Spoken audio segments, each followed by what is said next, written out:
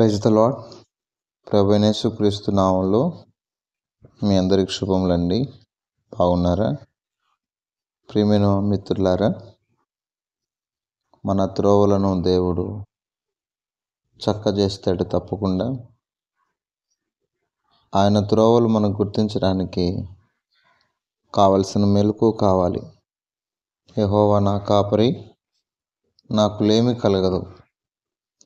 దేవుడు మన కాపరి, మనకు ఎలాంటి చింత లేదు.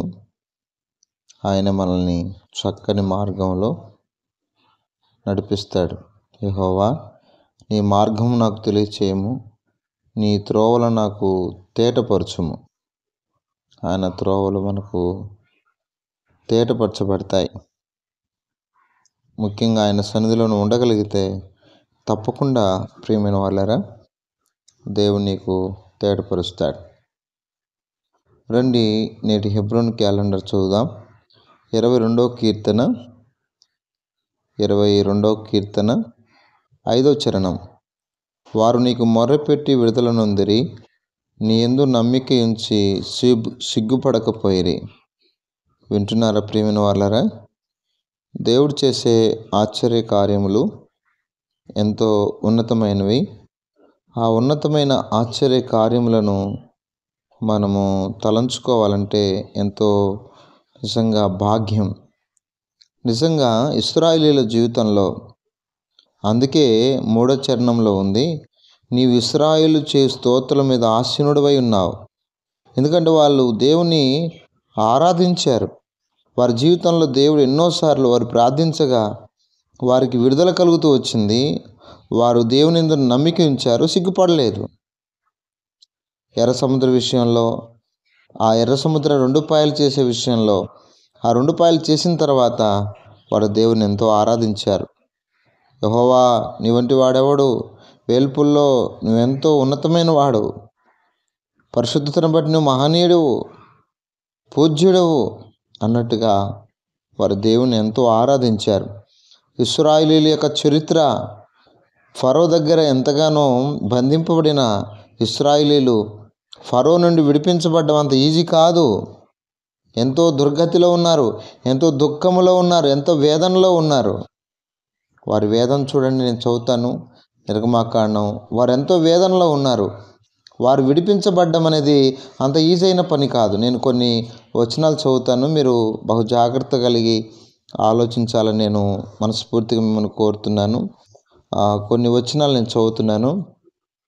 రండి, నిర్గమాకాండం. నిజంగా వారు ఎలాంటి స్థితిలో ఉన్నారో ఈ వృత్తాంత భాగం మనకు అర్థమవుద్ది.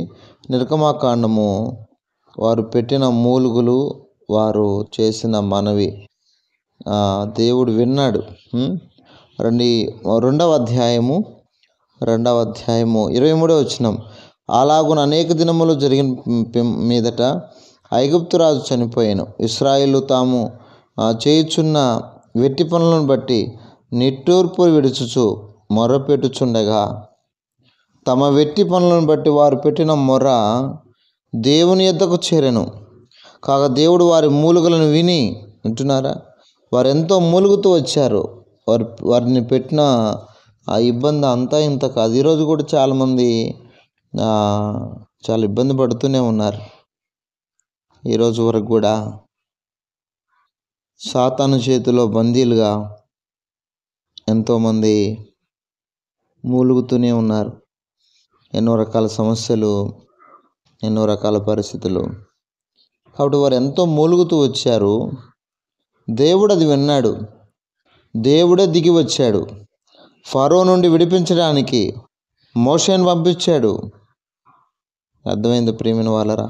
ఐగుప్తులో నుండి విడిపించడానికి, ఐగుప్తులో నుండి తోడుకొని పోవడానికి, ఏ యాకోబునైతే ఐగుప్తులోనికి దేవుడు తోడుకొని పోతూ వచ్చాడో, నేను నీకు తోడై ఉన్నాను, వెళ్ళుమని చెప్పాడో, అదే యాకోబును, ఇశ్రాయేలీయుల ప్రజలను తిరిగి నడిపించడం కూడా సమర్థుడు. పంపించిన దేవుడు తిరిగి తీసుకురావడానికి కూడా, నువ్వు ఎక్కడికైతే వెళ్ళావో, ప్రభు నేను ఎక్కడికైతే పంపించాడో అక్కడి నుండి తీసుకురావడానికి కూడా దేవుడు సమర్థుడైన వాడు. అందుకే కీర్తన రాసింది. కీర్తనలో ఒక మాట మీకు చదివి వినిపిస్తాను. ప్రియమైన వాళ్ళరా, కీర్తనల గ్రంథంలో ఒక అమూల్యమైన మాటను మీకు చదివి వినిపిస్తాను. నిజంగా వారు పడినటువంటి సమస్యలు, వారు వెళ్ళినటువంటి పరిస్థితులు ఎంత బాధాకరమైనవో ఈ లేఖనాల ద్వారా మనకు బహు స్పష్టంగా అర్థమవుతాయి. నిజంగా వారు దేవునికి మొరపెట్టినప్పుడు 2 కీర్తనలు 107వ కీర్తన 107వ కీర్తన 6వ చరణం. వారు కష్టకాలం ముందు యెహోవాకు మొరపెట్టి ఆయన వారి ఆపదలో నుండి వారిని విడిపించెను. దేవుడు కష్టకాలంలో ప్రార్థించగా చూడండి 6వ చరణంలో అదే ఉంది. తర్వాత 13వ చరణం కూడా కష్టకాలం ముందు వారు యెహోవాకు మొరపెట్టి ఆయన వారి ఆపద నుండి వారిని విడిపించెను. అంటే ఒక్కొక్క ఆపద ఒక్కొక్క రకంగా ఉంది. 19వ చరణం కష్టకాలం ముందు వారు యెహోవాకు మొరపెట్టిరి ఆయన వారి ఆపద నుండి వారిని విడిపించెను. కాబట్టి ఒక్కొక్క పరిస్థితుల్లో ఒక్కొక్క చోట ఒక్కొక్క సమస్యకు వారు గురవుతూ వచ్చారు. ఆ ప్రతి పరిస్థితుల్లో నుండి దేవుడు వారిని విడిపిస్తూ, వారి కష్టకాలంలో దేవుడికి మొరపెట్టినప్పుడు దేవుడు వారిని విడిపిస్తూ వచ్చినాడు. ఈరోజు నీ జీవితంలో కూడా కష్టకాలంలో ఉన్నావేమో, దేవునికి మొరపెట్టు, దేవుని పాదాలు పట్టుకో. దేవుడు నమ్మదగిన వాడు. వారి జీవితంలో గుంటలో పడి ఉన్నారు, విడిపించాడు. నిజంగా వారి కట్లను దేవుడు తెంపాడు. చీకట్లో నుండి మరణాంధకారంను బయటికి తీసుకొచ్చాడు. వారి ఆకలిని దేవుడు తీర్చాడు. ఇలా చెప్పుకుంటా పోతే వారికి నివాసపురం లేదు, చక్కని నివాసపురానికి వారు నడిపించాడు. ఇక నిన్ను చెప్పగలను ప్రియమైన వాళ్ళరా, నీ జీవితంలో కూడా దేవుడు అద్భుత కార్యములు చేయగలడు. నీ జీవితంలో కూడా దేవుడు ఆశ్చర్య కార్యములు చేయగలడు. కాబట్టి నువ్వు ఆయనకు ప్రార్థన చేయగానే ఆయనను విడిపించడానికి సమర్థుడైన దేవుడు. నమ్మేవా? నమ్మేవా? కాబట్టి మనం చదువుకున్న లేఖనంలో 22వ కీర్తనలో ఇశ్రాయేలీయుల చరిత్ర మనకు ఎంతో కనబడుతుంది. వారు నీకు మొరపెట్టి విడుదల నొందిరి, నీ యందు నమ్మకించి సిగ్గుపడకపోయిరి. కాబట్టి ప్రభువే వారిని ఆదరించినాడు. ప్రభు వారిని ఎంతగానో విడుదల కలిగించినారు. వారు సిగ్గుపడక సంతోషంతో బయలువెళ్ళారు. నీ జీవితంలో కూడా ప్రభు అటువంటి కార్యములు చేయనుగాక. రండి ప్రార్థన చేస్తాం. పరిశుద్ధమైన తండ్రి, కృపగలిగిన దేవ స్తోత్రాలు. నీ ప్రియకుమారుడు మా రక్షకుడు యేసుక్రీస్తు నామములో నీకెంతో శుభములు తెలియజేస్తున్నాం నాయన, వందనములు తెలియజేస్తున్నాం నాయన. మా జీవితాల్లో నువ్వు చేసిన ప్రతి కార్యం బట్టి స్తోత్రాలు. మా ప్రియులందరూ తండ్రి, ఈరోజు కొంచెం మిస్టేక్ జరుగుతూ వచ్చింది నాయన. నా నిన్న దినాన మిస్టేక్ జరుగుతూ వచ్చింది. మీరు సహాయపడుతూ వచ్చారు, స్తోత్రాలు నాయన. నా అప్లోడింగ్ విషయంలో నాయన ఏదేమైనప్పటికీ మా ప్రియులు ప్రేయర్ రిక్వెస్ట్ అని కూడా జ్ఞాపం చేసుకోండి. కోటేశ్వర గారు, అద్దంకి ప్రాంతం నాయన. నా ప్రభువా, నిన్న దినాన ఆపరేషన్ అయిందని మేము నమ్ముతున్న అపెండిక్స్ ఆపరేషను ఆయన మీరు కాపాడవలసిందిగా ప్రార్థిస్తున్నా. ఈ విధంగా ఈ వాక్యం ద్వారా బలపరచబడుతున్న బిడ్డలందరి కొరకై మీ సన్నిధిలో వేడుకొనిచున్నాం. అందరిని దీవించండి. హెబ్రోన్ యొక్క పరిచయను ఆశీర్వాదకరంగా చేయండి నాయన. మణిపూర్లో చెలరేగుతున్న అల్లర్లు తొలగించండి నా ప్రభువా. రకరకాల రాష్ట్రాలు, భారతదేశంలో రాష్ట్రాల్లో నెమ్మది లేదు, స్వార్థ లేదు, రకరకాల పరిస్థితులు జరుగుతున్నాయి. వాటి విషయంలో మీ సహాయాన్ని కోరుతున్నా, మీ కృపను కోరుతున్నా ప్రభు. అద్భుత కార్యములు చేయండి. అనేక ఆత్మరక్షణ కొరకై ఎంతోమంది ప్రయాసపడుతున్నా వారు దీవించండి. వారిని నీ కృప కలిగిన స్థలకు అప్పగిస్తున్నాం నా ప్రభా. ఈ పరిచయను ప్రభు చాలామంది ప్రేయర్ రిక్వెస్ట్ కోరుతున్నారు.